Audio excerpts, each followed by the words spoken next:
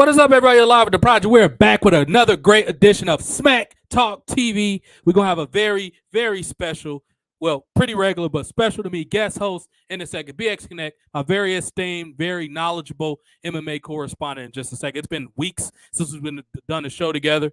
And what more of an appropriate time than do it right now when it's a great big fight coming out, which he'll talk about in length when he gets on here. And also just a big fight for the first time in a while. With the exception of when John Jones came back. It hasn't been a whole lot of super fights, which is good. You spread them out, more anticipation, and most importantly, you give the stars long enough time to train. Man, a lot of different things going on in my life that's keeping me away from this. A lot of good positive changes, or of course I won't be away from my podcast. But we're back now. Nonetheless, another Smack Talk TV, best of both worlds. New York meets Chicago. Y'all know what it's like when me and BX Connect come together. It's like something from outer space. We have a good time. We entertain. We laugh. But most importantly, we're informative and keep you up to date on things. It's been a good time. Not for WWE so much and not for my enjoyment of WWE, but I'm healthy. I'm good. My family's good. So that's a win as far as I'm concerned. Now that's out the way, let's get into some quick sponsor stuff so we won't have to interrupt it. Man, yes, somebody actually decided to sponsor me. Who would have thought? Poggers, drinks for sleeping and recovery in the gym. They got the cream special one. Cookies and cream, not cookies and cream. Like what's that pop? I can't think of it right now. It's a cream flavored drink that's popular. They're working on an orange flavor, peach flavor. They got some good stuff. And I always tell people, when you don't like something, suggest change. How you expect something to improve when you don't give constructive? And I put emphasis on constructive because some people aren't constructive. When you give them constructive feedback, they change things. This is what you're supposed to do. I'm more of a liquid person, so this is something I'm going to suggest to Poggers, that they get some liquids. I like more liquid supplements or energy drinks as opposed to powders. Powders kind of got an aftertaste. I know some people jam with it. I know a lot of people that jam with it. Export Fitness sells it. LA Fitness, they sell these supplements and all that type of these powders. So big ups to Poggers. I want to see them win, as J-Rock would say. I want to see them win because it's a small company, and I'm a big advocate for small business. For you to get wealthy in this country, you have to have multiple side hustles. You ain't going to do it with just a job. So big ups to anybody getting side money. I want to see them do well because the more competition, the better for the marketplace. It's not as draconian and controlling, and you don't have to, guess what? You don't have to just settle for one product. Monster and Red Bull's great. And by the way, I want y'all to sponsor me because why not? I'm a combat sports person that's knowledgeable, that's actually entertaining on here. And my numbers are high. Don't go off Twitter. My YouTube analytics have been up for a long time. That they're up well over 2,000 to 3,000% at this point. So we're doing our thing. Hello, Marissa, a regular and a good friend. That's my Geechee girl right there, a good friend of mine.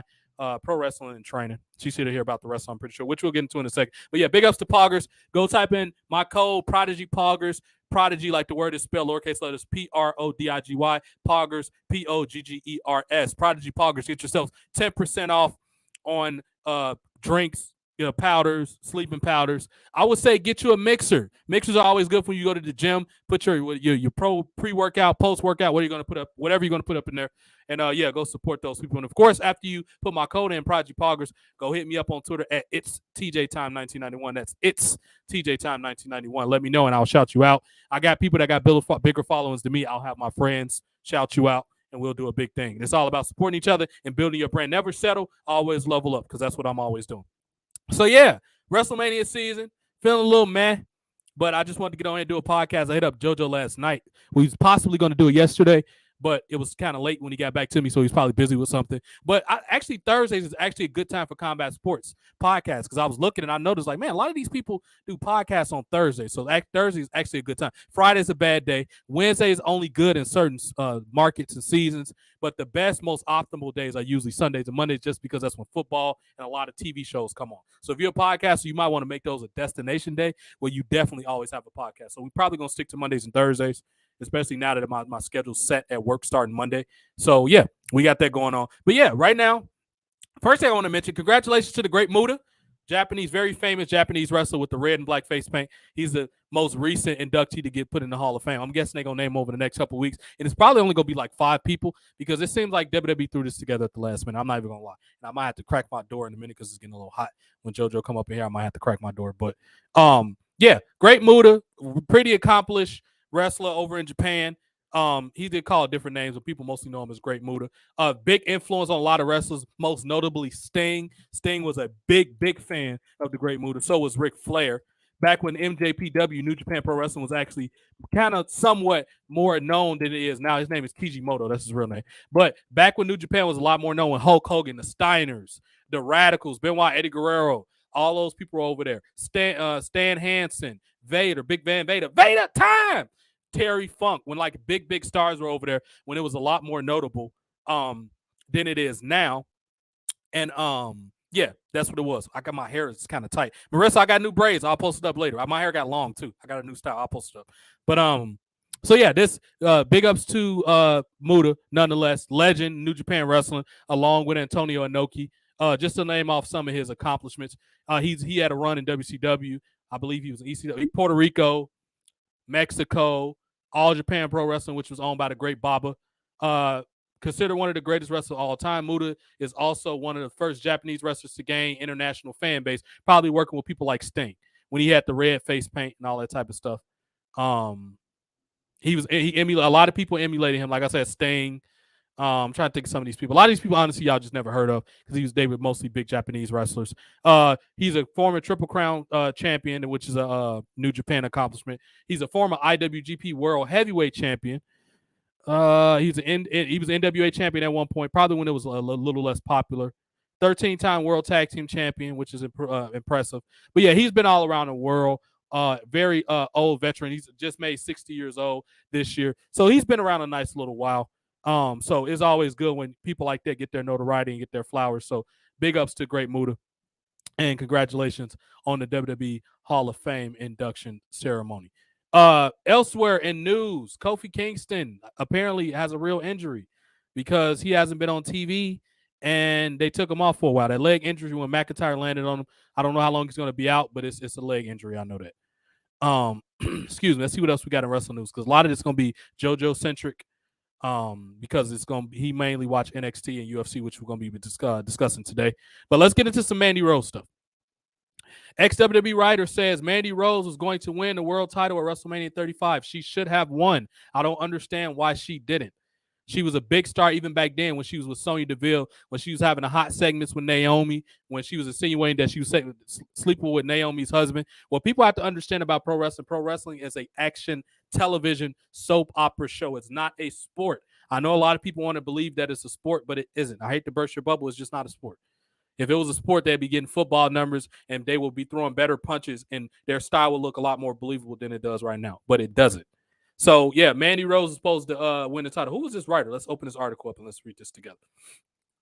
I think I have an idea who it was. Probably Bruce Pritchard, but we're about to find out for sure. Let me open this article. So this is courtesy of Wrestling News. They talking about what actually happened, which was Ronda Rousey. Oh no, actually it was Dave Schillinger, who's a kind of a big name in the wrestling world. Former WWE writer Dave Schillinger was rewatching the show and tweeting as the show went on, where he shared backstage notes. Doing it, he revealed that Mandy Rose was supposed to beat Charlotte for the SmackDown Women's title at the show, which was in New York. Quote, and Mandy Rose is from New York, so that would have been smart booking. Somebody back in WWE is in the know because Mandy Rose is from New York. They was probably like, this is a big deal. She's a marketable star, but WWE went with Charlotte. And was that Charlotte? And no, that was the triple threat. Becky, Charlotte, Ronda. No, Charlotte was doing something else. It was actually just Becky. No, it was triple threat. Charlotte was in that match. I'm sorry. That's when they had the botch finish. It would have been way more memorable and way more believable than that. And I understand Charlotte's a big name. Ronda Rousey's a big name. I get it. But Mandy Rose, if they would have built her up right, she should at the very least won this year at WrestleMania, which is in California. She's got the California-looking girl look. That would have been the perfect market for WWE to have. She's got more of the Hollywood, beautiful blonde look, so it would have made sense versus this terrible card we're getting this year. Yeah, Asuka's cool, and it's a big Japanese following in Japan, so I get why Charlotte is – not Charlotte, but I understand why Asuka's going for the Raw Women's title because California has a large Asian market and Asuka's Japanese. So that makes perfect sense, especially considering off the heels that New Japan just came for the United States in the first time in a while when they did Battle at the Valley in San Jose back in February when Sasha Banks debuted against former WWE Japanese wrestler Kairi Sane. So, which it didn't go that well, but still having Sasha Banks on there with her associations with Snoop Dogg, I'm sure it got some type of local press. So that's kind of the idea that WWE could have went with, but Mandy Rose definitely should have won. This woman made $1 million in 2 weeks after getting fired for the most nonsensical stuff. We talked about that at nauseum. I'm not going to get into too much detail here because we talked about it several times on past podcasts. But yeah, that would have been a big move for Mandy Rose to win the world's title, especially considering how popular she was. If WWE was intelligent, what they should have done was taking advantage of the controversy. Like, yeah, we got hot women. Y'all always talking about the NBA and the NFL cheerleaders, WWE, the thing that y'all think is the fake sport. We got hot women. That's how you capitalize off controversy. Not getting scared that, and I understand Mattel pushed the issue because they market choice towards children. However, I think it was a way that they could have discipline or maybe a suspension. Maybe she could have lost that edition of the action figure. It was ways that was as drastic as firing her. I think that was a bit extreme, especially considering that she's one of the few actual females with a marketable look. I think that was an ill-advised move for WWE to do that. Also, and for the people that's here for UFC, when JoJo gets on here, we're gonna jump right into UFC. But what people have to understand is Mandy Rose is not marketed by WWE nearly as much as she should be. And that's a loss because it's a lot of girls, especially in the era where people wear booty shorts and women get bikini butt lifts or what they call BBLs. You would think that that'll get capitalized on a lot more than it is. But Mandy Rose is such a missed opportunity, a missed commodity to make money in a big corporate company, which is image-based like WWE. You would think that they would be pushing her a lot more than she's being pushed, but that's not the case. But that's quite interesting that Dave Schillinger broke that news, which is an exclusive. Y'all got it on my show. I don't know who else covered it, but my show is the best. But yeah, that's interesting that Mandy Rose was supposed to win the world's title 4 years ago. What else we got? Let's open this up because a lot of this stuff is independent based stuff. It's not that big of a deal. MJF once lied to AEW officials to help indie wrestlers. RSP was the guy he helped, Risky Shane Page. Let's read this article because MJF is kind of a big deal, so we'll read this. Indie wrestling veteran RSP, also known as Ricky Shane Page, wrestled 7 matches for AEW in 2021. I've never heard of this guy. Then 1 match in 2022 on Dark and Elevation. RSP recently spoke with Fightful Select for an upcoming interview and revealed how current AEW World Champion MJF lied to the company officials to get him on the show. These elevation tapings were held at Arthur Ashe Stadium, which is in Queens, New York, before Grand Slam. I remember that. Me and JoJo covered it. RSP told these people. RSP ended up driving straight through the night to make it to the show from Ohio to New York. And when he arrived, he was told by Aubrey Edwards, who's the referee for AEW, that he would be working with Big Show at the tapings. I'm guessing that's the white that they're talking about. Maybe Big Show's an agent now. RSP spoke highly of AEW experiences. Said AEW president Tony Khan was nice to him. He recalled sometimes sitting in gorilla position, which is where they produce the shows, and watching Khan direct the show because he's interested in that aspect of the business. What does this have to do with Darby Allin? I'm guessing he got him booked on the show when he wasn't supposed to be there. BX Connector's just joining us as we speak. I'm gonna bring him up in just a second. But yeah, of course, with the Tony Khan thing, like that's another thing, another issue I have with Tony Khan. Like you can't let amateurs sit in the gorilla position because you might expose them to too much information and AEW secrets, and they're not a fully contracted wrestler. That's risky because they can take their strategies to other companies. That's never a smart move. So yeah, but big ups to MJF for sticking up for his friend. That's loyalty, something that's not as nearly as prevalent in pro wrestling as it should be. But yeah, BX Connect, man, it's been way too long, man. What's causing all this, son? What's the haps, man, from the great city of New York? What's up, son? What's happening, dog? Just chilling, man. I had 2 weeks off, so I'm on my second. So I've just been chilling pretty much, watching wrestling, keeping up with the MMA stuff. Nice. Watching some XFL football. It started? Yeah, the XFL started. We're like in week 5 now. Yeah. Really? Okay, maybe you can hip us to some of that. I didn't even know that started, and it's owned by The Rock, right? Yeah. Nice. Okay, so what?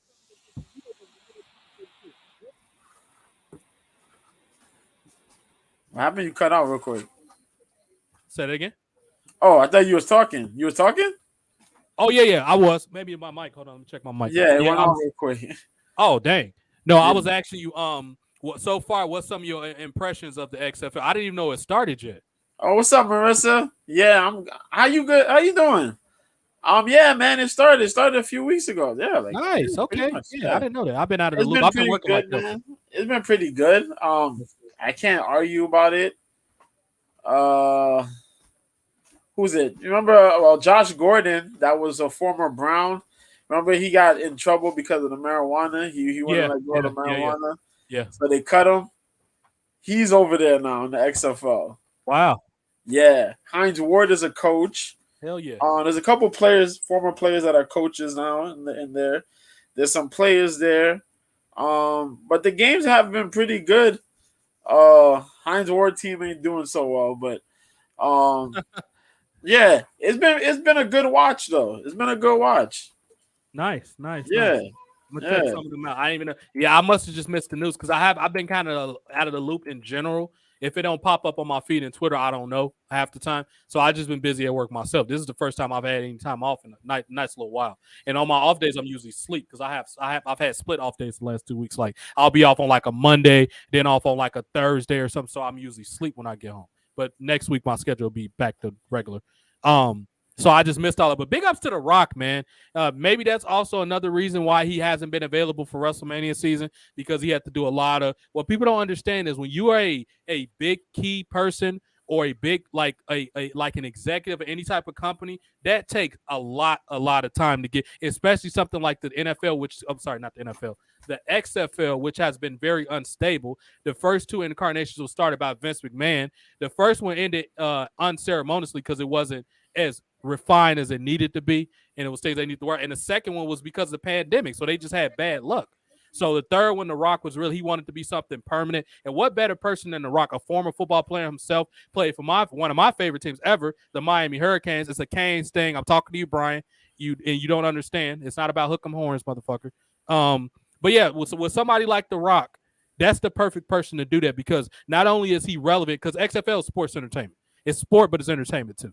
So not only The Rock is well versed in both of those things. He's a former football player and he's a former, most successfully actor and entertainer. So what better person than The Rock than to get something off there? So now that got me thinking. What you think, JoJo? Maybe also The Rock couldn't be available because all this XFL stuff. Trying to get Maybe. get them on TV. You know. Yeah, there's a lot of stuff he's been involved in, man. Mm-hmm. As far projects that he has, Yeah. multiple projects. He's working. Well, he has the Terramana Tequila. He's doing the XFL. He got the brand deal with the UFC, selling his shoes, the Nice. Project Rock shoes. Yeah, I've seen the workout shoes and a bunch of other stuff he's been in. You can see, man, in recent pictures, like his age is showing. Like he's been really, really busy. He's been grinding, man. Yeah. So, yeah. Yeah, good for The Rock, man. I'm like, anytime he's doing something, he's one of my all-time favorite wrestlers. So I'm gonna support whatever Dwayne The Rock Johnson is doing, honestly. And I'm just happy he's doing well. It sucks that we might not get a full match with him WrestleMania. I will be more than shocked if he doesn't make an appearance. I'm almost certain, even if he got a call in or via satellite or whatever with Jonathan Coachman and who or something, something goofy. I will be surprised if The Rock's not involved some type of way that's not visually seen at WrestleMania. I think he's going to be there. I wish it was more of in a wrestling capacity, but shit happens. It really sucks because honestly, all of this bloodline stuff was designed to be ended by The Rock. But Yeah. I mean, we just working with what we got at this point. But big ups to him. I'm definitely going to be watching the XFL now that I know it started. After this, before I go to bed, I'll watch highlights of what I missed the last couple of weeks. And now I'm going to start trying to pay a little more closely attention to it. What day or days does it come on? Does it have set days it come on? It's on the weekends. It's kind of like it just follows up like how the football season goes. Oh, nice. So Saturdays and Sundays, or just Sundays? Yeah. Okay. Nice. Like you probably have a game or two Saturday, but you have most of the game Sunday. Yeah. Okay, I'm gonna check that out. I'm gonna start checking that out a lot more often now. But yeah, big ups to The Rock, and keep doing your thing, man. Keep staying healthy, and all us wrestling fans are proud of you. I'm sure Vince McMahon is proud of you because he's almost like a dad. He groomed The Rock. Now The Rock he bloomed, and he's one of those stars that's always been loyal to Vince and do whatever he's asked him to do. So I'm sure him and Austin Vince is probably a proud father with all the shit they've done outside of wrestling. And they've always only wrestled for him. They never went anywhere else. So, loyalty is all usually rewarded by good people. You say whatever you want about Vince, but he's loyal. He's brought back people that's held him up for money, like Ultimate Warrior and Hogan. How many times has Hogan held this man up for money and he's come back? Come on. Only person that hasn't gone back was Savage, which was generally self-imposed by Savage. So Great Muda's going into the Hall of Fame, JoJo. Kujimoto, man. Kujimoto is going into the Hall of Fame. Heavily inspired Sting, as I said. You can tell Darby Allin. Damn near any type of wrestler that likes technician work, that wears face paint, probably was inspired by the Great Muda. That's a pretty safe bet. So yeah, Muda's going in. He's been wearing a cool mask. I haven't followed him much since he's left WCW, but he wears the cool mask when he pops up at AEW. Long overdue, and how appropriate is being done in the California market. So big ups to him. He's very influential on Sting and Ric Flair. But what say you, JoJo? Some things you remember about Great Muda? Oh, man, Great Muda, man. Muda was pretty dope, man. Kenji Muda. He inspired a lot of wrestlers. He got without Great Muda, we wouldn't have Tajiri without Great Muda. Yeah. So, you know what I mean? He inspired, guys like that. Tajiri is a student of the Great Muda. So, we got a lot of those good athletes, I remember his run in New Japan. His matches with Masahiro Chono over there when they started the whole Japan link of the NWO. He came out here pretty damn good. Even as his regular post, Kenji Muto started Wrestle One out in Japan there. The wrestle company out there. Him and Tajiri did. There was a lot of good athletes over there. He's had a really long run, man. Long run of multiple titles held. A lot of wars. International Japanese talent. Yeah. We're one of the biggest, if not the biggest Japanese talent. And you could tell Asuka, who was also trained by Tajiri, was inspired by him. She wears face paint. Yeah. Asuka too, if he's not, he'd probably be second only to Antonio Inoki, probably. And because of his political influence. Between it'll be the pillar. He's like one of the pillars in Japan wrestling. I'll say that. Pretty much, I can say that. Antonio Inoki and Giant Baba. Giant Baba because he started All Japan. And was it Mizuharu Musawa? Probably. Yeah, probably. Yeah. And one last person who was tragically murdered by the Yakuza for real, Ricky Dozan, but that's going back somewhere. Yeah, Ricky Dozan too. Yeah. Yep. So big ups to Muda. Him and Rey Mysterio. What a class so far. Great Muda, Rey Mysterio. If I had to guess a female, who's not in there already and who's from the California market? Because they got to put somebody mainstream up in there because you got Muda for international. So I doubt they'll put 2 international stars up in there in the same year. If I had to guess, it has to be Mickie James. It has to be Mickie James. Even though if Mickie don't go in this year, she definitely should go in next year because they're going to be in Philly and Mickie James from Virginia. So that makes perfect sense. It's an East Coast thing. So if she doesn't go in this year, it has to be next year. WWE, for the love of God, why is Jazz not in the Hall of Fame? I don't care what she said to y'all. Jazz cannot be any worse than what Nails, aka Kevin Wentz, did to Vince McMahon when he choked the shit out of Vince for lying to him. So if Nails can beat up Vince and still be alive right now and not have a hit on him, because Vince knows people. Vince got money. He can put a hit on somebody if he wanted to. But if Nails can still, if Ultimate Warrior, who held Vince up for $500,000, can get rehired, why the hell? What could Jazz say other than what people say have a bad black person attitude where they kind of proud backstage? What the hell did Jazz do not to be in the Hall of Fame? You talking about one of the first legitimate tough women not in the Hall of Fame? Come on now. JoJo, so how is Jazz not in the Hall of Fame? I don't know. Honestly, I have no idea. Like, come on. Is Miss Jackie in there? I want to say she is. I just don't remember when she went in. I feel like she's there. I feel like she was inducted. Because if Jackie's not in there, that's another boneheaded decision. Like, how is Miss Texas probably the most well-traveled, known African-American female wrestler? How is she not being on? I think she is, though. But if not, WWE, shame on y'all. Shame. You know how many females were inspired by Jazz's character? Like, Jazz was one of the first women that you can actually call the man. Like, I know this is Becky Lynch's thing. However, when you say the man, who was better qualified to have that moniker than Jazz?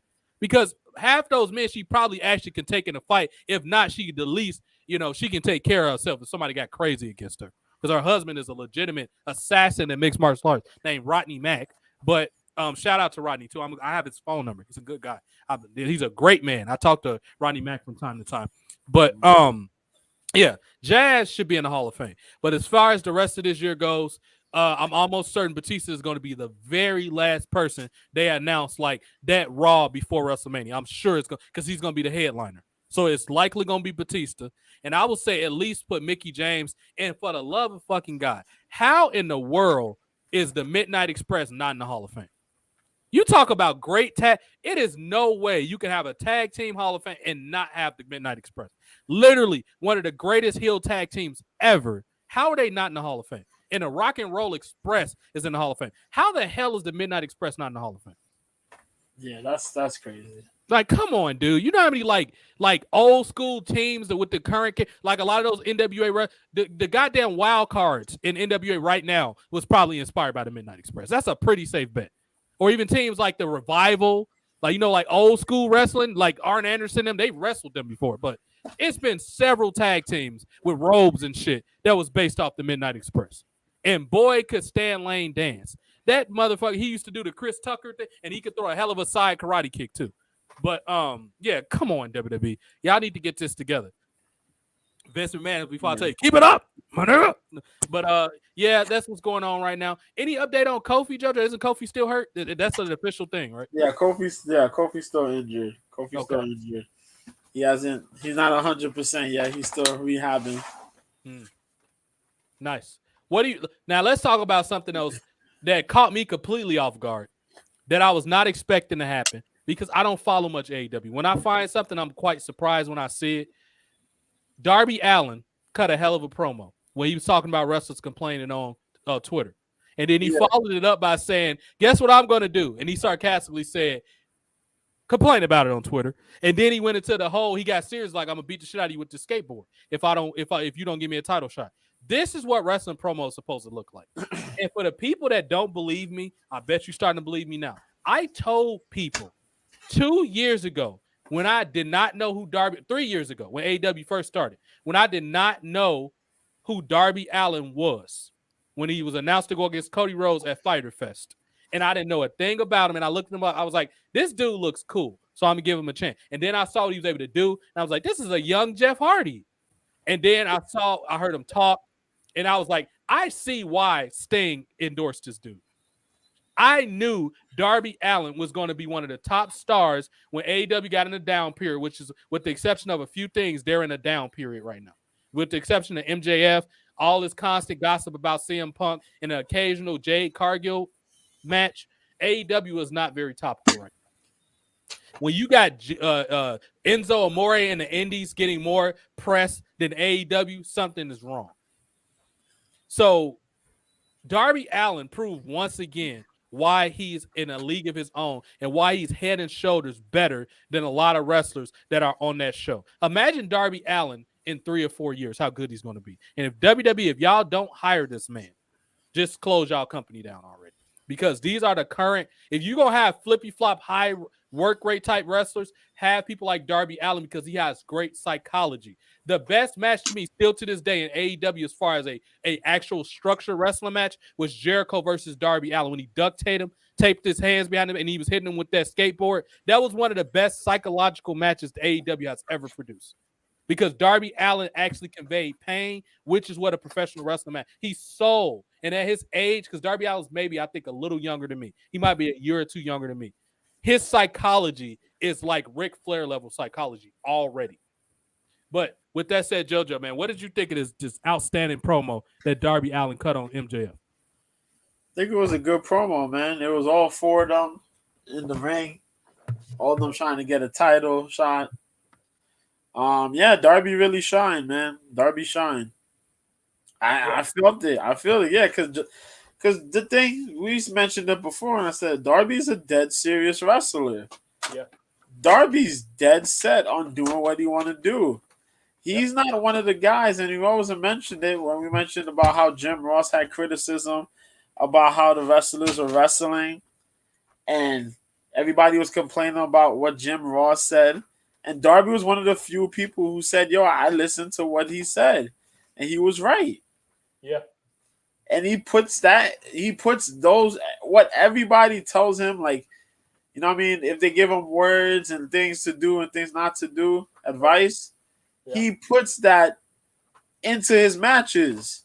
And his matches look pretty good. Sure, some of those shits are really out of line crazy, out of bounds crazy, but they're really fucking good. And he carries himself very well.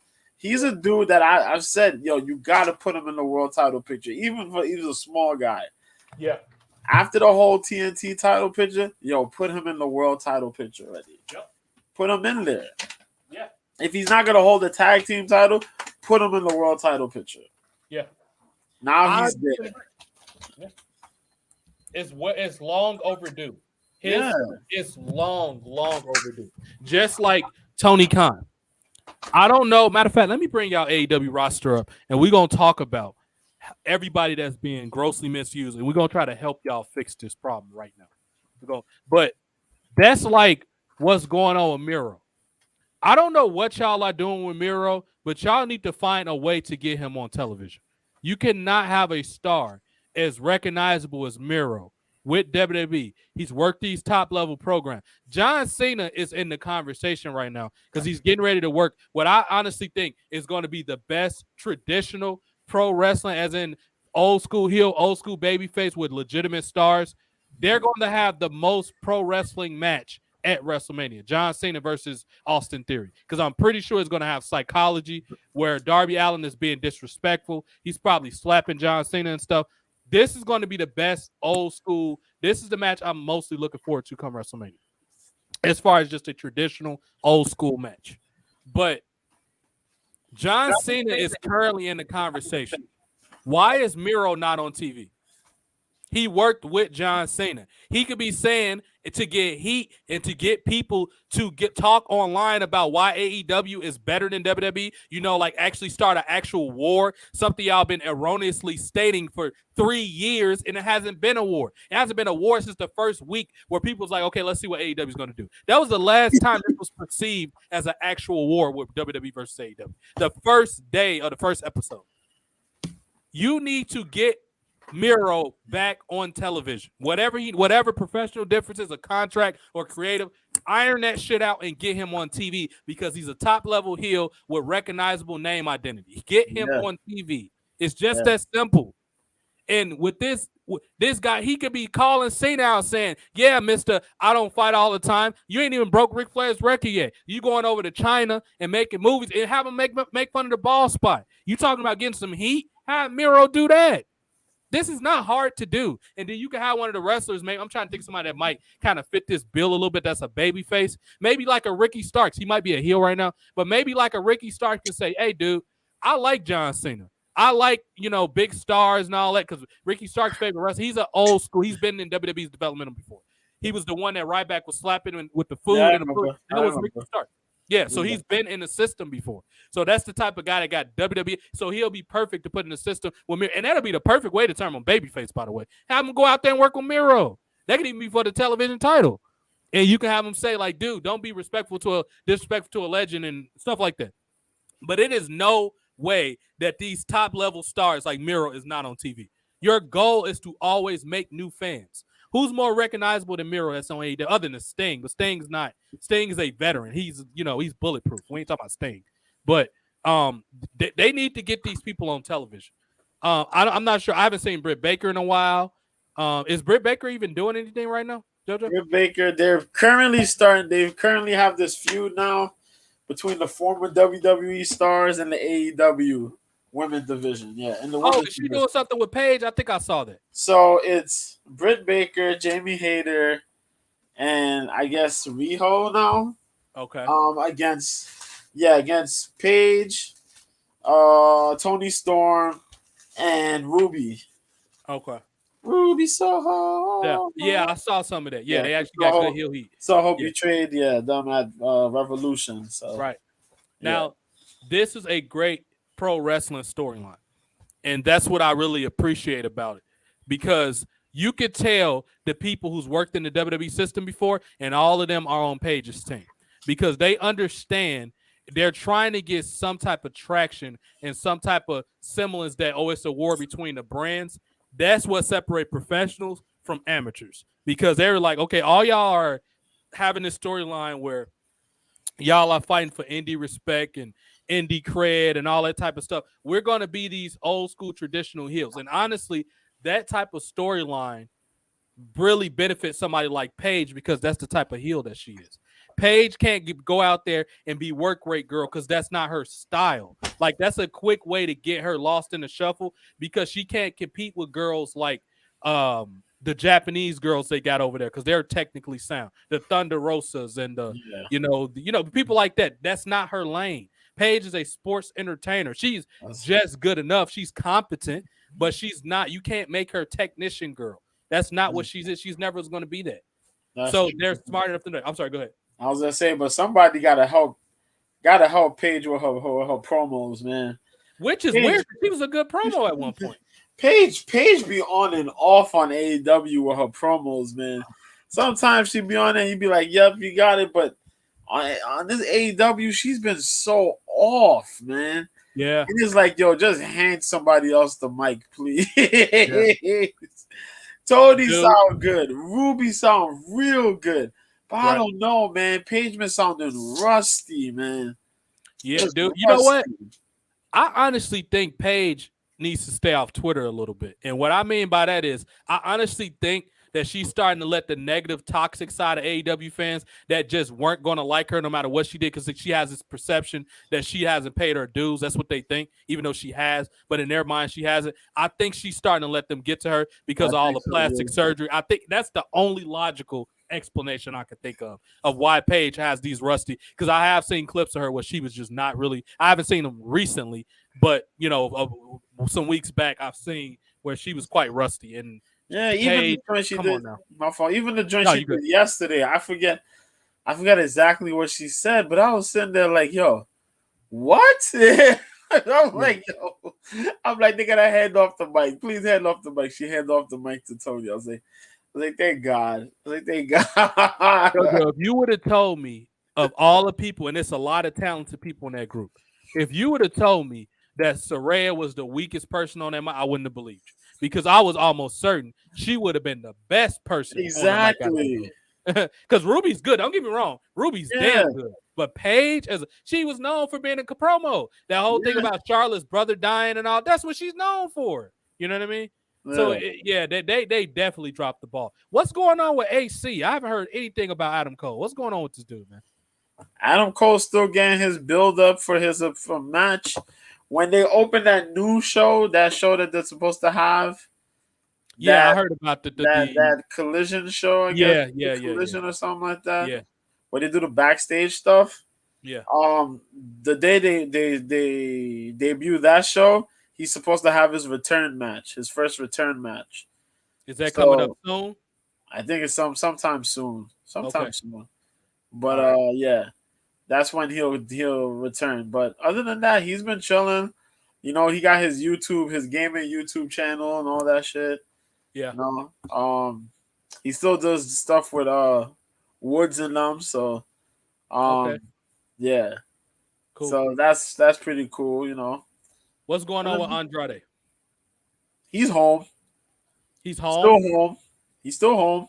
Still doing shit. So I guess he refuses to be on TV. He refuses. I guess he's just gonna get his pay and just sit at home because, booking is shitty. They do book Rush though. Now that they got Ring of Honor, Rush shows up on Ring of Honor, a lot more. You know what I mean? Or he shows up on AEW, depending. But he's got TV time. Jalistico, the other brother, he's got some time on Ring of Honor as well. But yeah, Andrade is home. See, you don't like it there because the creative shit. What you have to understand is WWE or AEW. Just because somebody's a good technician, they have a respect for the work, or as one of my mentors, the sport, Shane Douglas would say, just because they have respect for the sports side of wrestling, they still want to be characters. Some people are, that's what Ricky Stark's been complaining about. Miro, I'm sure that's his gripe. And Andrade. These are people that's been in the WWE system. They still think that wrestling's supposed to be, yes, it's moves, but it's sports entertainment. Why do you think Andrade had a good program with Rey Mysterio? He's from Mexican wrestling, which is the closest thing to American style, because they actually book storylines. It's a soap opera driven sports show. Yeah, they got lucha, which is generally more arcadian stuff. But if it's a big angle or for a belt in Mexico, it's usually serious. They have fucking storylines. That's what Andrade's used to. So Tony Khan, dude. I just noticed something. Why do you think LAX left? Oh, I know one of them did. He had the Puerto Rican title. Why do you think they left? You didn't showcase them. He's like, dude, fuck this. I'm going back to the Caribbean, or I'm going to Mexico where I'm going to be taken seriously at. This is what happens when you hire too many people and don't know what to do with them. Yeah. If you're going to hire this many people, you need 6 and 8 man teams. Aren't y'all a league or organization that goes off 6-man titles? Why is it only like 2 or 3 6-man teams when you got a huge? What sense does that make?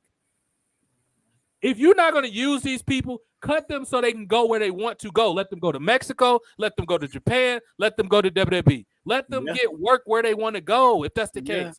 Stop hoarding everybody, man. Yeah, motherfuckers be making fun of WWE and criticizing WWE for how they handle their employees. You know what I mean? Yeah. Well, fuck, look at how AEW's handling that shit. Right. AEW's been a clusterfuck of who's who. Right. Half the people they sign, you ask yourself, why the fuck did you sign this guy? Who is this guy? What does this guy bring to your show? Like, what is he there for? In perspective, if JoJo is saying that, that's how you know they're nobody. People used to me saying that because I'm kind of like, don't really care about you until you become big for the most part. But if JoJo is saying, I don't know who this person is, guess what? They're a nobody because he knows way more about independent wrestling than me. So if he's saying that's a nobody, that's a nobody. You can take it to the bank. That is a damn nobody. Yeah, like, come on, do y'all need to get this shit together, man? Yeah, like think about this shit, man. Think about this. Parker Boudreaux was in WWE. They cut Parker Boudreaux. You know what I mean? He was in the NXT, right? They cut him. He goes to AEW. He's under. He was with the what is it? I forgot. He's with that one group where Daivari brother and some other little skinny kid. Oh, I don't know them. And I know Arya, but I don't know what the group you're talking about. And the lawyer, I forget the dude that lawyer guy that they have in AEW. I forget his name. Oh, Mark Sterling. There you go, Mark Sterling. Okay. So, yeah, there's a little group. Now, he left that group to go and be one of the bodyguards for Strickland, for Swerve Strickland. Okay. That's it? That's what he is now, a bodyguard for Strickland. Is Strickland in a high angle on TV? Otherwise, why waste his time with this dude? He's just he's the mogul guy now. He's some mogul guy. Him and Keith Lee are currently beefing. Keith Lee now teamed up with Dusty Rhodes to fight Strickland and his little posse or whatever. Wait, hold on. Didn't Swerve and his Glory, weren't they tag champions like 6 months ago? Yes, they were, TJ. Oh and they lost the titles to fucking the Acclaimed. They had the rematch. I think, they had a rematch, some shit. Then Swerve betrayed Keith. And this Keith is already making my hair hurt. Not JoJo. That's why I said, and I remember I argued with somebody on Twitter about that shit and talk about, oh, you think they'll be better? They would be used better in WWE? Probably, yeah. I said, yeah, they would. They would have. What that person had to understand is both of them had strong pushes. They're both former North American champions. What the fuck are you talking about, dude? If you didn't want to get the call up and just stay on NXT, you'd be fine on NXT. Right. That's the whole thing. And then not only that, Swerve and His Glory is a cool tag team name. And they did cool shit. Now, Don't get me wrong. It's no shame of losing to the Acclaim because this is another team that's been poorly used for like 2 years. They should have been tag team champions. They should have been tag team champions like last year. Most of my memorable or most enjoyment of AEW has been from the Acclaim. Because you know why? Because Platinum Max actually knows how to fucking rap. And he actually uses pop culture stuff that's happening to put it in his raps. He gets heat all the time. Why do you think Billy Gunn bothered to work with him? Billy Gunn is from WWE. You don't think he's smart? He wouldn't work with him if he didn't think he was good. Like, come on, dude. Like, Tony Khan, at some point, and I forgot, Road Dogg even said, y'all know I have my issues with Road Dogg. I respect what Road Dogg y'all used to be when he was like number 3 merch seller behind Austin and Rock. When he actually, Road Dogg, he kind of wavers back and forth. However, he was on a podcast. He was like, Tony Khan needs to learn how to ask for help. Yes, he does. Because he wants to do everything. Dude, first of all, you run like 3 multiple big sports stages. You got wrestling, soccer, and the Jacksonville Jaguars. You have to split your time between all that shit. You think you got time to make compelling TV for 52 weeks a year? No, motherfucker. That's why you got Jim Ross and all those people there. People with actual experience working in the Jim Ross was in the office. He know how to recruit people. Why are you not using him for that? I don't understand why this is so hard to comprehend. Yep. It's crazy. It's totally fucking crazy. Even Ric Flair was talking about it on his podcast. Yeah. You signed all these guys. Like, what the fuck are you doing? Like, and now you have Ring of Honor to split talent. Right. You have fucking AEW Dynamite, Rampage. You have ROH to split your talent as well. Yeah. And you have the 2 shows, Monday and Tuesday, Dark and Dark Elevation, for what the fuck they matter at this point now. I don't fucking know. Eddie Kingston managed to show up on Ring of Honor, so he'll be a Ring of Honor talent. Right. But where the fuck is Ortiz at? Dark Elevation? Probably. I don't understand it. I don't get it. I don't get it. Is this guy still being used? Anthony Ogogo? I haven't heard shit about him since he wrestled Cody. Ogogo's barely been used. I barely see Ogogo. Ogogo wrestles overseas. Yeah, that's probably a good move for him because he wrestles overseas. If you ever see him in the matches overseas, other promotions. He's a British fellow, right? Isn't he British? Yeah. Okay. Yeah. AR Fox, he's trained some notable people. I am quite surprised. He has never had a run in WWE before, especially with cruiserweight wrestling. That, unless he just didn't want to go to WWE, which was probably a pretty safe bet, you have to be insane. Not at the very least, he could have been a coach. How the hell has AR Fox never been to WWE before? He's been around for a long time. I don't know. And I wondered that too, considering the fact he was under the Evolve umbrella at the time. When they picked up, he was there and he was really doing some good shit for Evolve. Yeah. And I didn't know why. Maybe he said no, but he did not get picked up. You remember practically all those Evolve people got picked up. Yeah. Austin Theory. Damn near all of them. Yeah. Yeah. Mm-hmm. Gacy got picked up. Yeah. You know what I mean? They wanted to do Kingston, but I don't know Kingston's age, how he does certain things. They were kind of headbutting with getting Kingston. But yeah, they got Gacy. Allen should have been picked up, but Allen was like still a young guy. Yeah. But yeah, they managed to get up EC3 and a lot of these other folks there, you know. Galloway, Strong, and Cole, and all these other folks. So it's weird, man. Because Cole was kind of in between Ring of Honor and wrestling over there as well. So occasionally, but they picked up Gargano and all them other folks there. So Ciampa and Riddle and Lee. But yeah, I don't know why they never picked up AR Fox. And AR Fox is a hell of a fucking talent. Yes, he is. He's a tall guy, but he could fucking move, man. Yeah. Didn't he train Leo Rush? I'm not sure, but he did. He had a hand in training our boy, man, Theory. Oh, maybe that's who I'm thinking of. I don't know why I was thinking of Leo Rush. I don't know about Rush, but I know he had a hand in training Theory. Yeah, he's a trainer and mentor. Unless, I'm sorry, I might be mixing it. I don't know why I always mixed him up, JoJo. I might be mixing AR up with ACH. That's probably, I'm sorry. Sometimes Oh, no, it's no problem. Yeah. He was trained by Curtis Hughes. AR Fox was. Interesting. Wow. Mr. Quiet guy with the suit on. He was Triple H's manager at one point. I think he was DX manager probably too, for like a cup of coffee. Yeah, man, this is weird that these people off the radar. What's going on with Brian Cage right now? Cage is on Ring of Honor. Cage is with the Embassy. Prince Nana and the rest of that group there. Mm-hmm. They're the ROH 6-man tag champions right now. Okay. ROH's trios titles before fucking TK decided, yo, let me get a title too. Let me make a trios title as well. Yeah. It's too much. Ring of Honor had their trios titles before AEW did, and AEW was going to do it. Yeah. And then AEW said, yeah, let's do it because we have the Young Bucks. That's pretty much it.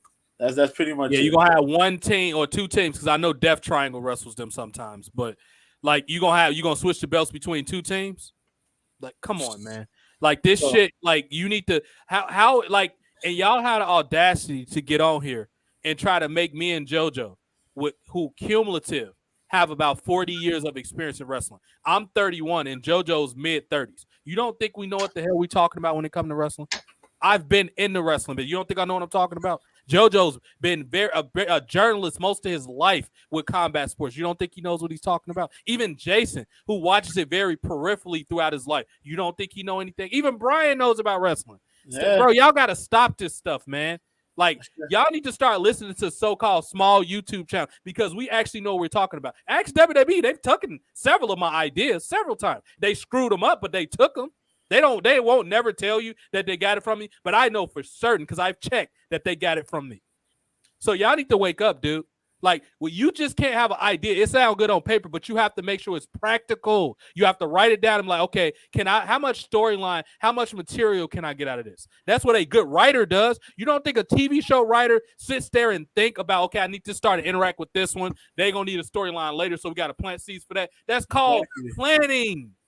Yep. Why is it so hard for y'all to do this? No, I don't get it. I don't get it, bro. I don't get it. It's so weird. It's so weird when you watch and like you get I don't get it. I don't get it. I don't get it because you watch WWE and you know we talk about WWE and the mistakes that they make. Yeah. But they've been putting themselves on the right track as of recently, man. Sure. Yeah. And they're really outdoing AEW right now. Right? It looked like AEW was kind of on a path to doing some good shit. And I was like, boom. And you guys got all this talent. And it's like, what the hell are we doing here? Brian Cage to be a big marquee talent, man. Yeah. Not relegated to 6-man tag.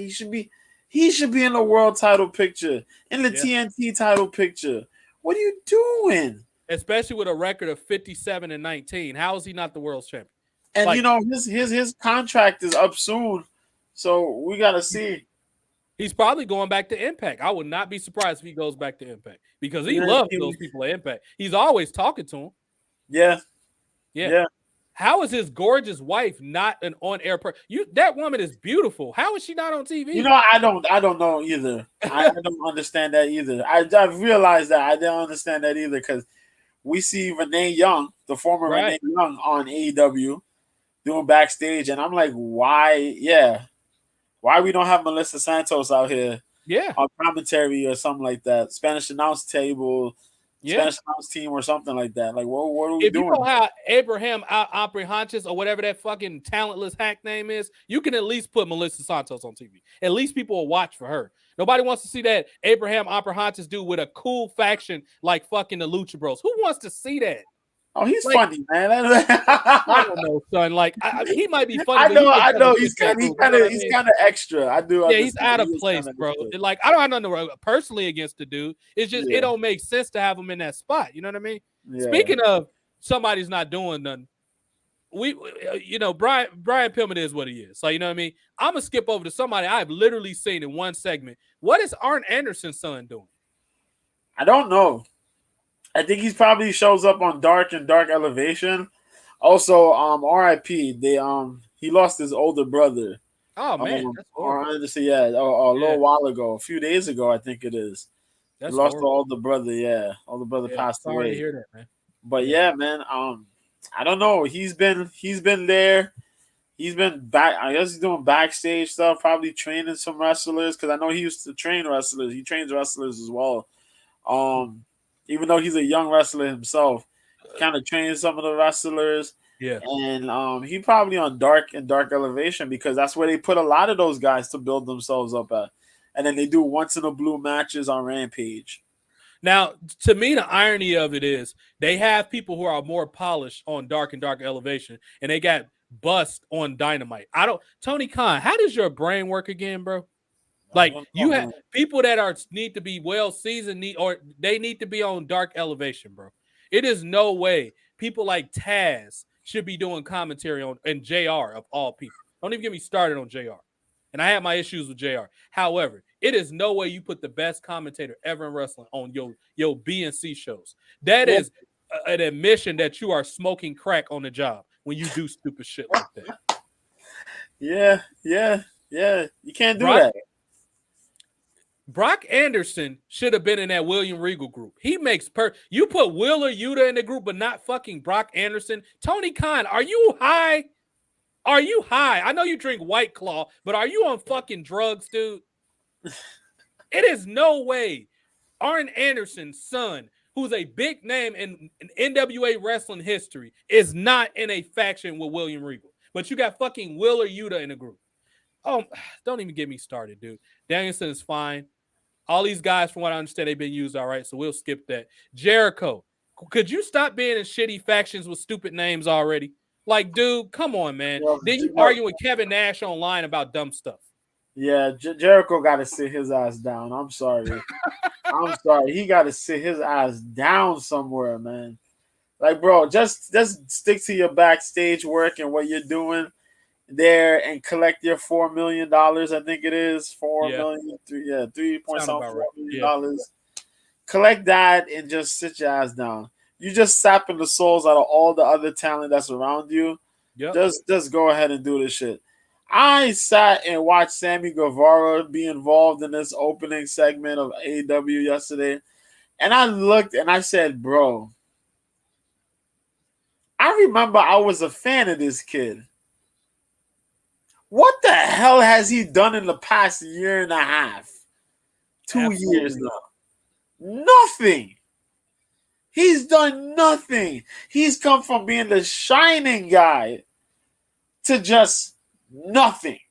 Yep. He had the way to break out. He broke out. He had the match with Cody, the feud with Sky. That kind of went weird. He went back with Jericho. Nothing happened. You looking like Jake Hager out here in these streets right now. Right. That shit is bad. That's bad. Don't get me started on Jake Hager, man. I don't know, but Jericho got to sit down. All the people are just gone. He needs to go on tour with Fozzy and his brain. He might just be burned out. Bro, you need to go do Talk is Jericho and go on band with Fozzy and come back. And because Christian is doing better than you. Christian got off to a rocky start, and now Christian is starting to remember that he's a pro wrestler. What y'all have to understand about Christian, first of all, Christian is one of the most unappreciated wrestlers. He's one of my favorite mid-carders ever. He's one of the most unappreciated wrestlers ever. Mr. Sean William Scott lookalike. Christian has great ring psychology. When Christian gets pissed, you see it. When Christian hits you, you see it. When Christian talks, you believe what he says. Jay Russo, William Russo, his real name, is one of the most talented performers I've ever seen in my life. Yep. What a talented person. He's up there with he's doing better than Edge right now. Because Edge, for whatever reason, is working with bums. I don't know what's going on with Edge. He's over here talking about Seth Rollins is the new rated R superstar. Edge, did you microwave your fucking head lately? What are you talking about, man? Seth Rollins with the goofy outfits is the modern day rated R superstar. You talking about the person that let his wife call herself the man? Get up out of here, Edge. You're on the edge. That's the edge. What are you talking about? And I like Edge, but he's on drugs if he thinks Seth Rollins. When Edge was the rated R superstar, he had legitimate heat. People was pissed off at Edge. Yeah. Even people that didn't want to boo Edge because he's a good heel. Yep. When Edge wants to be a dick, he can be a dick. That's fine. Him and Christian, why do you think they were such good heels? And Kurt Angle went in and it was a masterpiece when Kurt Angle got up in there. When they was ECE. Oh, my God, dude. Like they was coming out with the Elmer Fudd shit. That was funny. You know what I mean? They were good heels coming out Yeah. with the big teeth in Kentucky and all that stuff.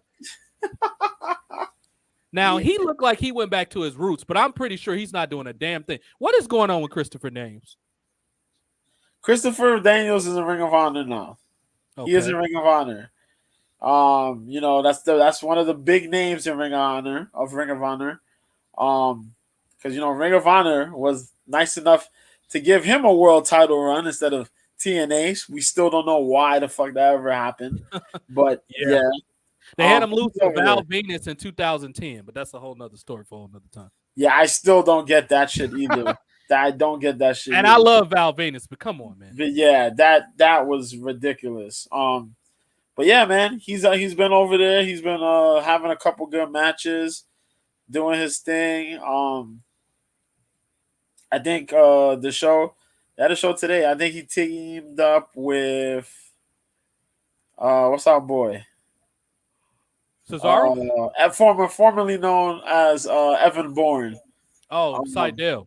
There you go, Matt Seidel. There you go. Yeah. So yeah, he's been doing they have an old school tag team. But yeah, Daniel's been looking pretty good in the ring, man. You know, he's still up in age, but he's been handling himself pretty well in the ring. Yeah. I guess like the familiars, you know what I mean? The old school, familiar ground. Yeah, he's been looking pretty good. You know what I would love to see, but I think he's back in Impact. I would love to see a reuniting of Bad Influence.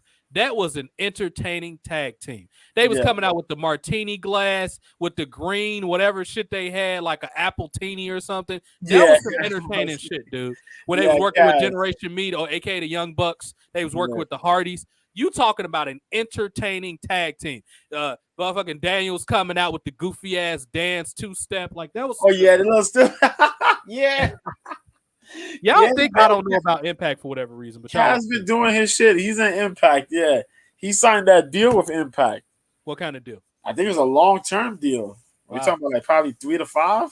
Yeah, 3 to 5. He's probably gonna get like an agent credit or something like that. Probably some shit like that when he's dead, when he's gone. Yeah, when he's done. But yo, he's been out there killing it. He's teamed up with the Motor City Machine Guns for some matches. He was in that world title match with Josh Alexander. He's been in a couple other matches. Yo, he hasn't missed a step, man. That shit is crazy. Good for him. Yeah. Now he looks like a goofball. Chuck Taylor. I used to respect him when he was in ROH. When he was they've been goofing those dudes, man. Him and Trent. Yeah. What they should make him? He should be like Borat. You remember that movie Borat? If you're gonna have this goofy shit, at least make him do that. At least make it entertaining. Have him just being like eccentric and irritating people. He's like spilling baby oil, and he's like a klutz. He's just tripping over shit backstage. At least do that with him if you're gonna have this goofy shit. Yeah, man. Him and Trent. I feel so bad, man. They ain't getting no world title matches really like that. No title run. And those were dudes that were in good feuds early in AEW, but now they in the back. They don't do nothing much. Yeah, they're like back in the background to Orange Cassidy and Danhausen. I don't get it, man. We're gonna go through it just a little quicker because I still want to get into NXT, and plus I got to get to JoJo. Make sure you got enough time for UFC. I'm good with Danhausen. I don't have no complaints. A lot of these guys been used a lot. Same for this row, no issues. It's pretty much same for this row too, no issues. What the hell is going on with Private Party? I haven't heard a damn thing about them since they was with Matt Hardy in that goofy ass front office or whatever bullshit they were doing. Okay, so hold on. All right, you ready? Okay. Yep. So from what I remember, backtracking to now, they were in a group. They were in a group with Andrade. Remember Andrade? Andrade beat them. They became property of Andrade. Mm-hmm. Yeah, with Matt Hardy. Then the Firm came, and the Firm got them.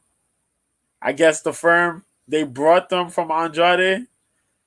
So, yeah, Stokely brought them, if I remember correctly. He brought them, he paid for them, quote unquote, and they now are part of the Firm with Stokely and all them other dudes, Big Bill and all that.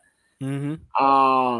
So yeah, Isaiah Cassidy is there, and they're kind of like stuck in between where they want to be bad guys, but they're actually good guys. Mm-hmm. So they're there with Matt Hardy. Matt Hardy got their back. I guess Matt Hardy's gonna be their mentors of some sort.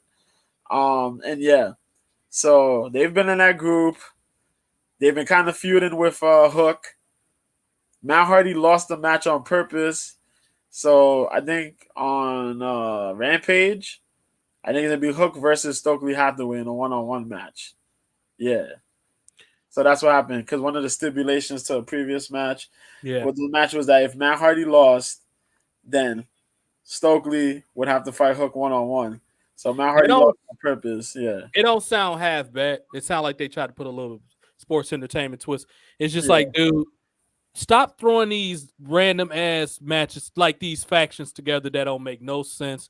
They don't have no correlation. They just met on the elevator. They just so happen to be on the same elevator. Like, stop with this shit, dude.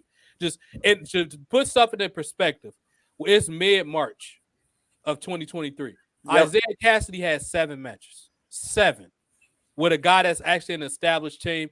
But when you go look at, well, they've had 11, but still, the Dark Order sucks. The fact that they're still a team is ridiculous. This man, they had, to show you how stupid Tony Khan is, a lame-ass gimmick like Dark Order have had over 100 matches in 3 years. Look at this.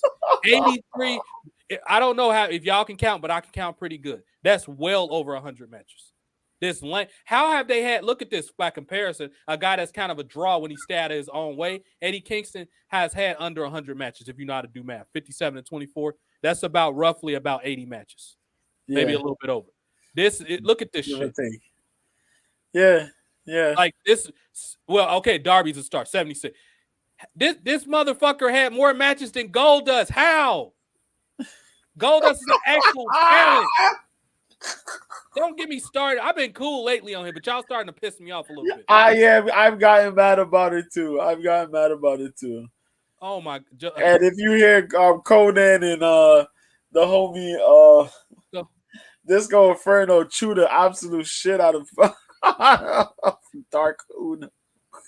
Oh my God! Evil Uno. Because they say, how you gonna have this guy try to wrestle out there? You know, and you try to have him wrestle with no shirt. If he at the top, leave him with the top. Don't have him with no shirt.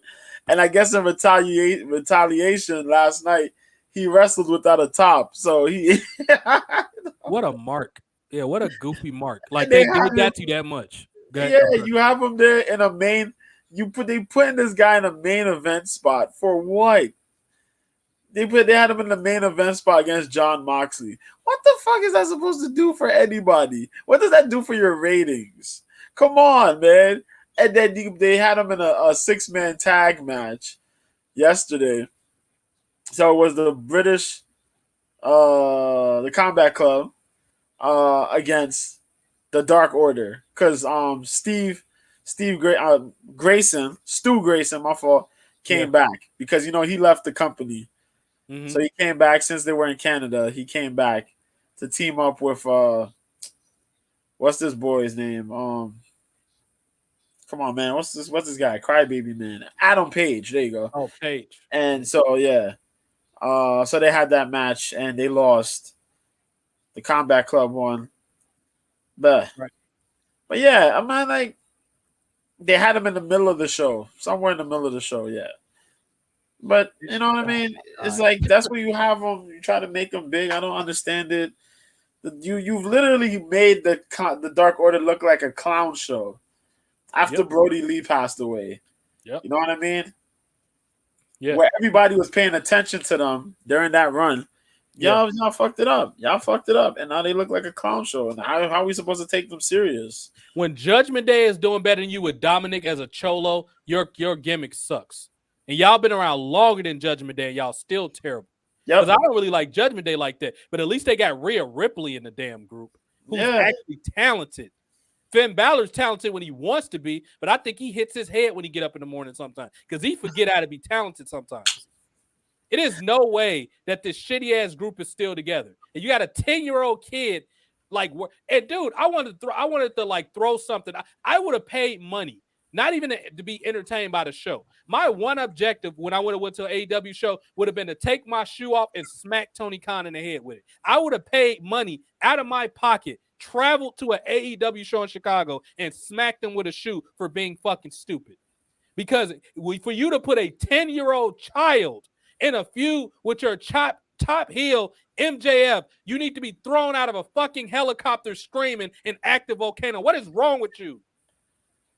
Where do they make motherfuckers like you at?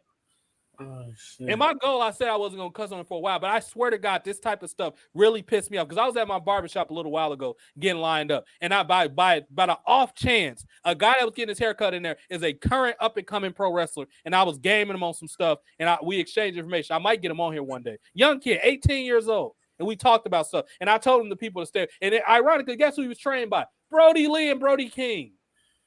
And we was talking about it. He was getting emotional, and he knows Angel too. I got to ask Angel about it now. I'm not thinking about it. Young kid, got a gimmick and everything. I saw some of his stuff. He looks pretty good to be 18 because he started when he was 14.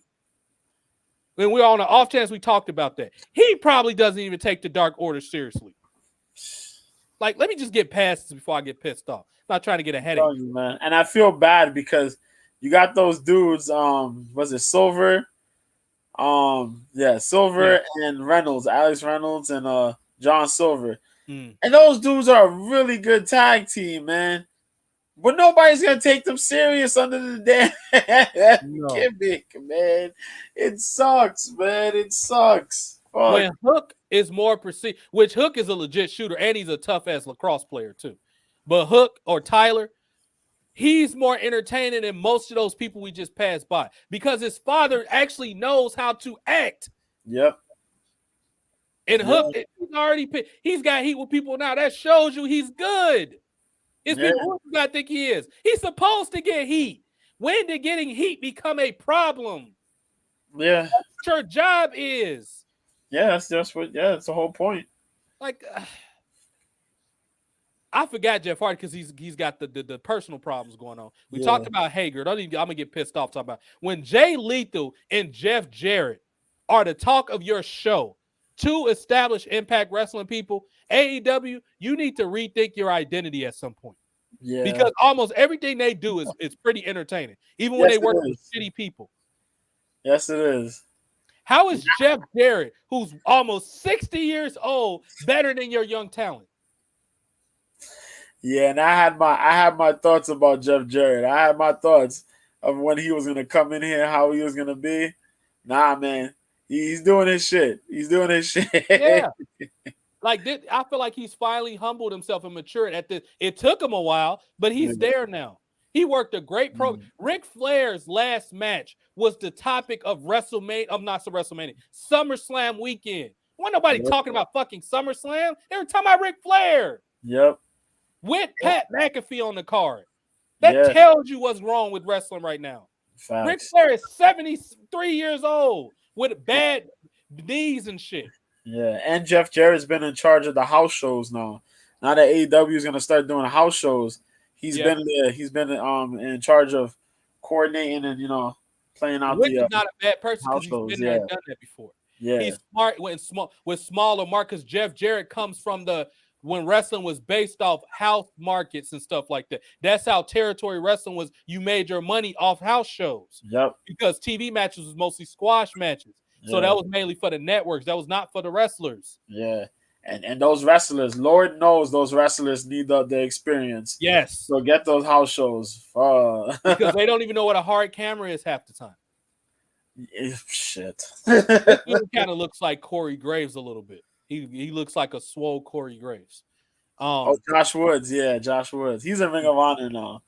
Well, he was from Ring of Honor anyway, Josh Woods. Yeah, former big-time wrestler in college. And he was brief stint in MMA.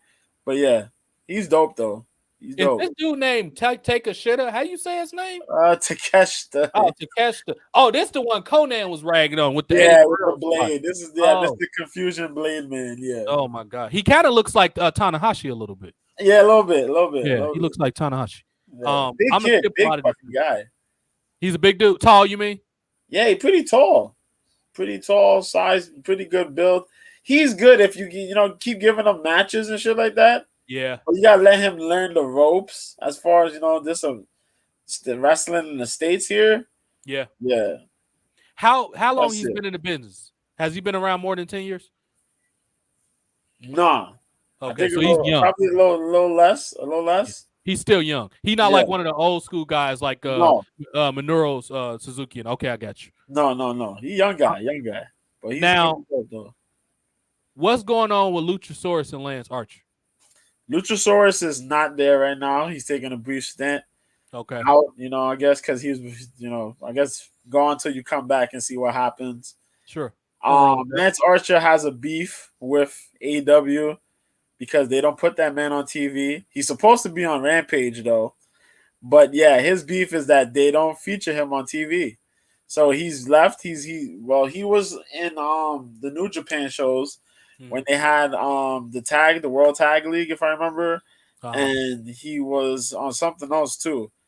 Because motherfuckers they don't give him no time and no feuds and shit to do. When they needed a guy to be in there for a fucking feud, he's not there. They don't book him.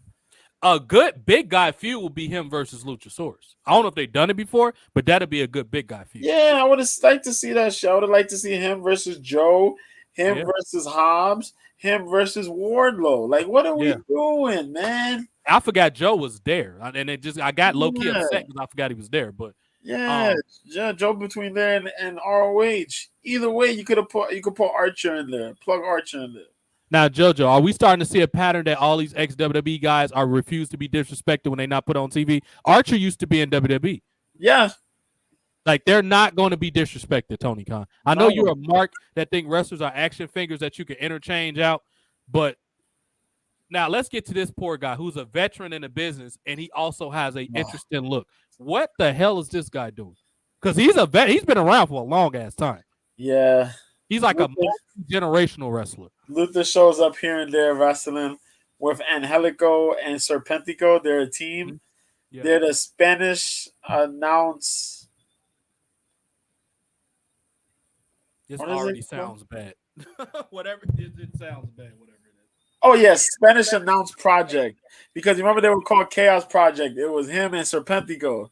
But now because Angelico is in there, they're the Spanish Announce Project. They're also the Spanish announce team for AEW. I was about to say they're on the Spanish announce team. So, yeah, they copying off of the Spanish announce team, SAT, the old group from way back when, the Spanish guys. Yeah. So now they're the Spanish announce. And also give props to SAT. SAT's been wrestling in the Indies right now. They've had some matches for Game Changer Wrestling. Yeah. And for some old dudes, they still fucking killing it, bro.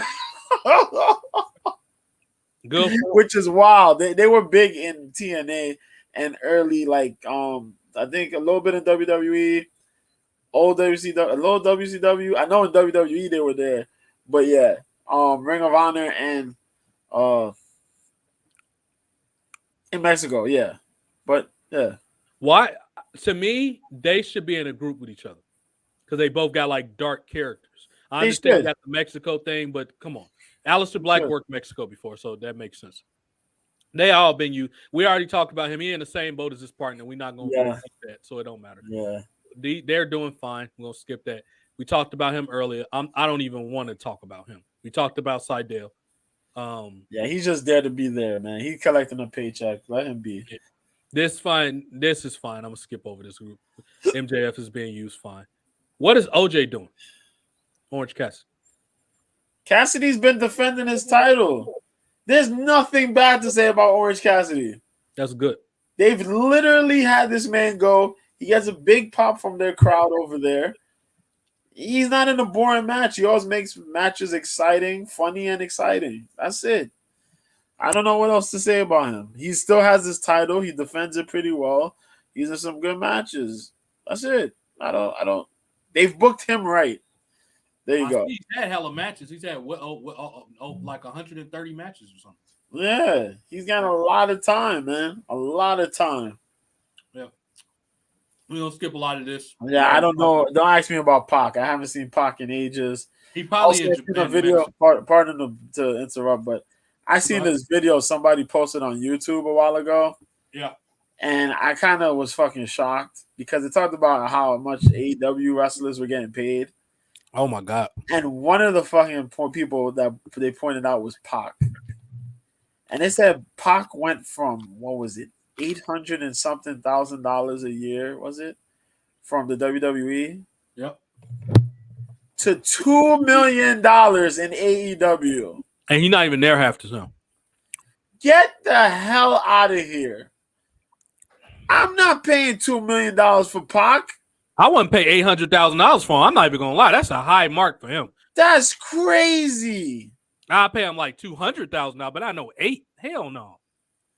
You can get there eventually, but I'm not gonna pay you that off the bat. No. Y'all motherfuckers are What a waste of money. Now, if Big Show was getting $2 million, yes, Big Show is Big Show. I get that. Yeah, it's Big Show. Yeah. Yeah, but or Mark Henry, but I said, fucking Pac, bro, come on, man. What the fuck? Holland, you should have stayed in WWE. I know they released you, so it's not really fair to say that, but dude, just go to Japan or something, man. They're not gonna use you right. We already talked about Hobbs a little bit earlier. He could be used a hell of a lot better. He's 10-0, not bad. Don't get me wrong. That's actually not that bad, but he needs to be doing more. Just keep him on TV, basically.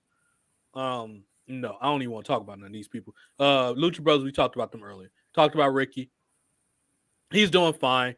Joe, he could be being used better, but he get injured a lot, so I get it. He should, at the very least, Samoa Joe should be somebody's manager. Maybe Miro or something like that. He should be somebody's man. If y'all not gonna bring in Lana, make Miro and Samoa Joe like the ass kickers of the group. Make them like just beat the shit out of people.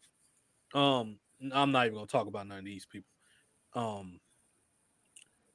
You ain't got fired yet, man. Like, I like Sonny Kiss. Sonny Kiss will always have a job because Sonny Kiss is, and Sanjay Dutt too, good agent. But Sonny Kiss, I think he's been used pretty well. I ain't gonna say nothing about Sonny Kiss. I'm not even interested. Loans Hathaway is being used. Sting is fine. Sting is Sting. Loans Hathaway is being used. I'm good. So we're gonna skip over that. Let's stop on Wardlow. Wardlow, I feel so far sorry for you, man. He's had 81 matches. Sorry. Yeah. Dude, I'm so sorry, man. You've had a rough run, Wardlow. I don't know when your contract is up, but I will get on the first thing smoking out of AEW. I will be getting out of Daily Center. It'll be leaving Center because I get the fuck up out of there. Because, yeah, you know what they do to big guys. It's just this dude does Brock Lesnar finishing move and don't beat nobody. If I was Brock Lesnar, I would be F5 in the shit out of Tony Khan. Wardlow said he's an AEW lifer, man. I hope that isn't true because that just made me not like you no more. That's the same thing I said, man. I don't know who's a bigger mark, him or Brian Cage, for just torture. I've never met two people so determined to ruin their career with all the potential. Can you imagine if Vince McMahon saw Wardlow? Yeah, look at him. God damn. They've already won to get Lord Wardlow. That was a Vince McMahon mission. That's a Vince McMahon mission right now. Yeah, they should get their hands on Wardlow. They want Wardlow. And Triple H may be seeking to get him too. Triple H wanted it. Vince wanted it. They both wanted to get him. So they wait until that contract starts, you know what I mean, to expire to find out what's going to happen. If he's really going to re-sign or take the trip. But Wardlow's one of their guys that they're looking for. Hopefully come 2024, he's at the sooner the better. Hopefully he's not locked in purgatory like MJF and Miro. Shit. We only gonna do a couple of these women because AEW has an awful women's division. Anna Jay, she's been used just fine. Yeah, we haven't seen her though. She's been out since that damn powerbomb. Oh my god. Oh yeah, right. Yeah. We'll get back soon because I like Anna Jay. Word, I do. Athena, just please stop injuring people and stop looking like shit. Other than that, I want her to do well because she was trained by Booker. I like her personally, but she got to get her head together. We talked about Britt. Bunny, I don't know what she's doing, but hopefully she's being used well. I love Bunny.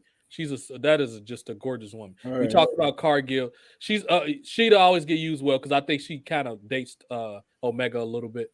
Statlander, if she's not hurt, she will always be on my TV show because she has a very unique look. I like Stat.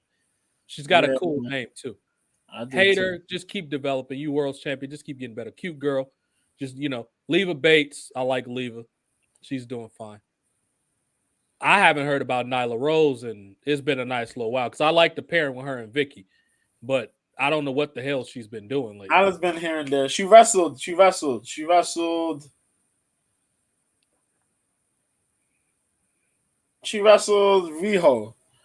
a little while ago. I think it was last week. Wow. Yeah, she wrestled Riho. Blast from the past. Yeah. Let's take a real quick pause, JoJo, because I have to mention this. For the love of God, AEW, and I hate to lose using the guy's name in vain, but this, you have to forgive me for this one, God. Why in the world do y'all put matches that should be on pay-per-view on free TV? Now WWE has this problem too, but it's not as bad as AEW. Yeah. Riho and Nyla Rose was the very first women's title match.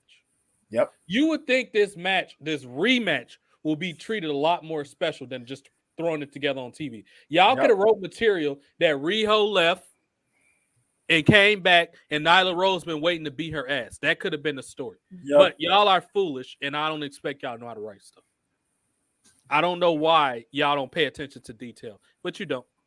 Madison Rayne, God bless you for going to this shitty company because that girl is a star. I don't know. She's going to be so lost in the shuffle with all these people. Penelope Ford's another one. Pretty much this whole row is talented. Everybody in this row is talented. Red Velvet is a young talent. Rebel is the hottest 40-year-old currently on TV. Don't even get me started with how hot this woman is. Penelope Ford, same thing. She should be like a bad girl. She should be the leader of a faction. How does she not have a faction? Put Paige Van Zandt in there too. She could be like her hitter. Yeah. Like how they could be the new Mandy Rose and Sonya Deville. Obviously, the Deville character is played by Paige Van Zandt because she's a badass in real life. She's a gorgeous badass on top of that. And Red Velvet should be, I don't know if she's with Cargill, but she should be with her if she isn't. Another decent, I would say these three relatively. Serena Deeb, coach, obviously. They're being used great. Riho's never been my jam, but, I mean, she got her fans. Another whole group of talented people. Look at I take that back. AEW got some talented women. Look all four of them are talented. She just needs to tighten some things up a little bit. But other than that, I always like Willow Nightingale. Very unique, pretty, plus size, mixed woman. Everybody in this row is talented. Every single one of them. Mello is kind of, y'all might as well make her like a basketball wife hoe. That's the perception people have of her. You might as well just go with it. I'm sure Guevara not complaining. He gets the banger. And last but not least, Yuki Sucky some guy. Please send her to WWE and put her in the group with Ike Manjiro and I forgot who that Indian dude is that ain't being used. Please make them the modern day Harold and Kumar. You have to do that. You have to. Sakazaki? Yeah. So she's gonna be on Ring of Honor. I think she's gonna be on Ring of Honor. You talk about an anime character. If you ever seen one in real life, she looks like a straight anime character. Yeah, she really does. She really does. Looking. JoJo's being nice. Her name is really Yuki Sucky some guy. He's being nice. No, he's not.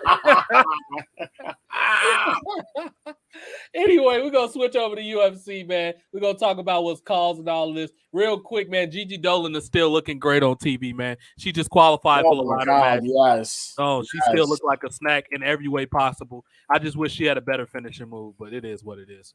I like that move. That move is crazy. It's a little different. It is, but it's a little different. It looks, you know what it is? What's that? It looks awkward because it doesn't look as clean of a finisher move. Right. That's what it is. Right. Yeah. But I like it. But yeah, I do agree with you. It doesn't look as clean of a finisher move. That's what it is. And a lot of the times, it's just the people that's taking it is not taking it right. It's not always her fault. It's just that this is why you need house shows. I don't know how much I can stress that why you need house shows, but this is why you need house shows. Right. What's causing all this, son, man? Big card. Bruh. What's going on in the great fight world, son? What's causing all this, son? Bruh, this Saturday. Well, last week, man, we had Merab Dvalishvili versus Peter Yan. Yeah. That was a good card. A couple crazy fights. But Merab beat Yan. Yan was the former bantamweight champion. Kind of been on a 2-fight skid. Now it's 3. Merab dominated him last weekend. Pretty good main event. Fights were pretty dope. But that's not what we're here for. We're here for this right here, as you see on this nice little poster here. Yeah. Leon Edwards faces Kamaru Usman for the third time. Live at the O2, man, in London, England. Wow. Homeland of one Leon Edwards. Yeah. The rematch took place last year, the second fight. This is a continuation from their first fight, which took place in 2015. August of 20... No, it wasn't August. It was December of 2015, where Kamaru Usman won by unanimous decision, a 3-rounder. Mm-hmm. They fought last year in August, where this time Kamaru Usman was the champion. The fight was good for Leon at first. Kamaru managed to dominate the second, third, and fourth rounds. Fifth round came, and it was so close. Just dominated on Edwards. And dude just needed one more minute. And all of a sudden, boom. Head kick knockout, man. Came through. Leon Edwards becomes your new champion. So here we are in the trilogy bout between Kamaru Usman and Leon Edwards, man. Leon Edwards, the dude out of Jamaica, coming to the UK, the pro-noun kickboxer, versus Kamaru Usman, who came from Nigeria to the States and is the primary big-time wrestler out of Nebraska.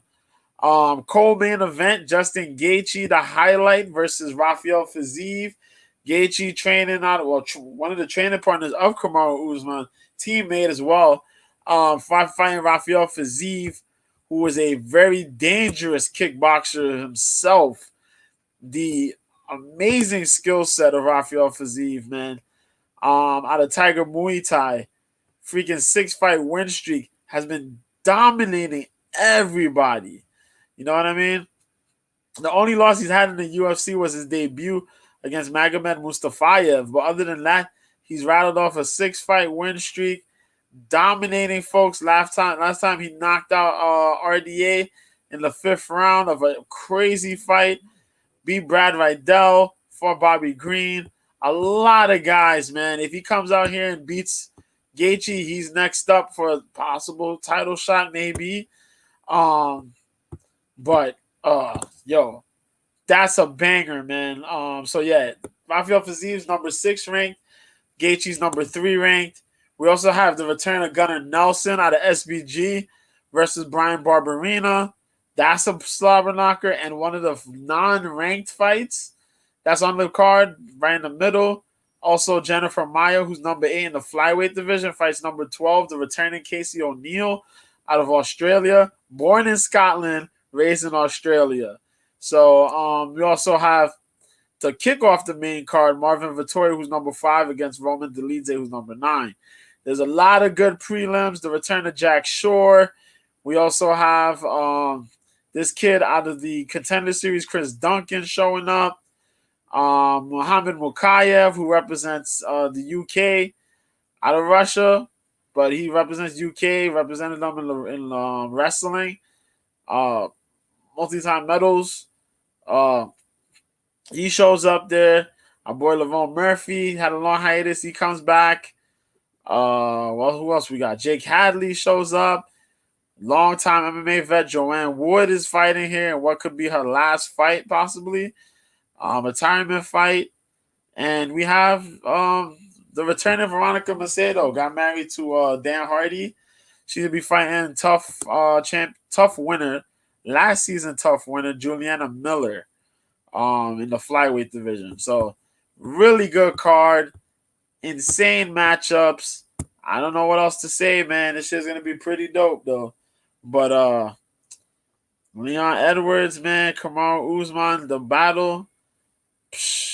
O2 Arena, man. This shit is nuts, so. But I'm really looking forward to it, man. I'm really looking forward to it. But, yeah, man. I don't know. What can I say? But, yo. This it's epic stuff. Epic stuff. But yeah, man. Also, what else was talked about? What else? I'm trying to remember.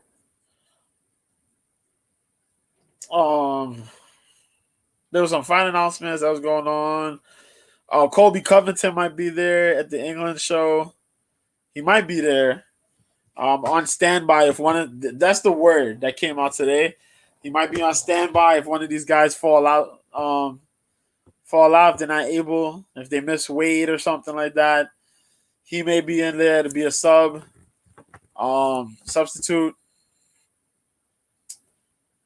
Conor McGregor stirred up some news. And we're trying to see what's gonna happen with Stipe and John Jones, man. But that's all that's been happening, pretty much. I don't know what else to say. That's your news right there. That's your MMA news, man. Oh yeah, Benson Henderson retired too. It's last weekend after fighting Usman Nurmagomedov. There you go. Last fight contract. He fought it out. Fortunately, he lost in the first round, but that dude was a former WC champion, former UFC champion. For the list of who's who, that's the dude. That was one of the more well-rounded fighters in mixed martial arts. A lot of decision wins, though, but still one of the best to ever do it, man. Godspeed to Benson Henderson, man. And, yeah. I don't know where TJ went. TJ disappeared real quick. So he'll be right back. But him disappears. Oh, boy. What the hell's wrong with this guy's sweater? His sweater fucked up. Oh, I'm sorry. Oh, shit. But yeah, man.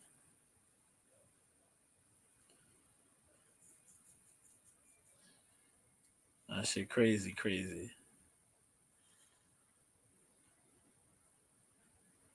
TJ. I just walked back, son. I had walked off for a minute. Yeah, no problem.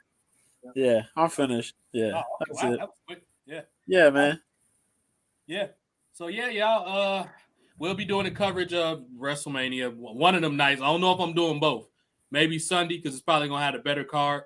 So we'll probably do Sunday or whatever. But yeah, we're gonna keep y'all up to date on everything. If SmackDown's worth talking about, we'll cover SmackDown on Friday. If not, you'll catch us when something big come up. We'll definitely be covering this coming Saturday after well, I would say it depends on how late it goes. If it goes late, we'll cover it on Sunday. Let's just put it like that.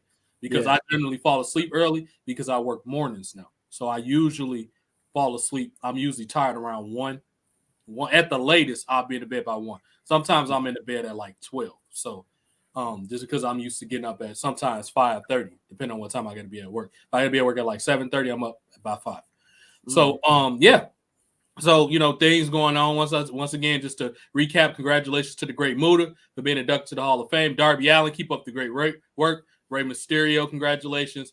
Gigi Dolan, keep developing. I'm a big concern. WWE's starting to, forget about some of their other undercards like Chase U, and I ain't seen Odyssey Jones in forever. I don't know where in the world Quincy Elliott is at. I don't know if he's hurt. But a lot of the top entertaining people have not been on TV lately. They starting to use all these. Don't get me wrong. It's nice to see Miko Satomura to get a breakout and all that type of stuff. But you need to develop her character more before she goes to the world title. Don't nobody know who she is.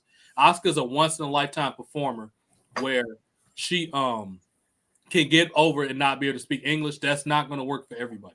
I feel like they're using this Asuka formula, and it's not designed to work for everybody. So that's what's going on with that. Yeah, but we'll keep y'all in the loop with everything. WWE 2K comes out tomorrow. I'm not getting it day one launch because it's too damn expensive. But at some point, I'll play it or whatever. Yeah, do that. Yep.